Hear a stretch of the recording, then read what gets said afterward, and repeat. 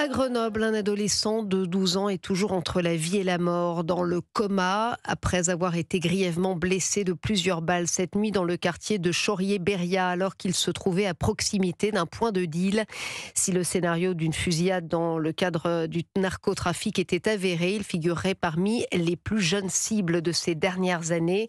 Le récit de la correspondante d'Europe 1, Noémie Loisel. Peu avant 3 heures du matin, les riverains sont réveillés par des tirs. Ils alertent les secours et la police. Cet habitant se trouve alors dans son salon. En rentrant de soirée vers 2h30 du matin, on a entendu des coups de feu. On a entendu la victime crier. J'ai vu quelqu'un allongé par terre. Un adolescent qui habite le quartier entend lui aussi les cris de la victime.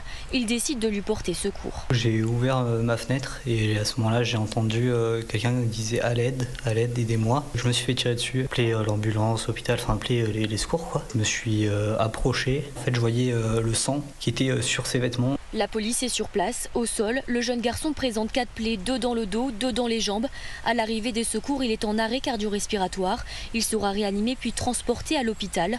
Pour les habitants, c'est la stupeur. Ils décrivent leur quartier comme étant calme. Il y a plein d'enfants qui passent toute la journée pour aller à la crèche ou l'école juste là-bas. De base, on a plutôt l'impression d'être en sécurité dans le quartier, quoi. Mais à seulement 700 mètres se trouve la place Saint-Bruno, connue comme un point de deal.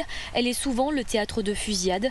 Quant à la jeune victime, les enquêteurs ne disposent pas d'identité certaine. Elle ressort en effet sous plusieurs identités selon le procureur adjoint de Grenoble. Il s'agirait d'un mineur non accompagné d'origine nord-africaine. Noémie Loisel pour Europe 1.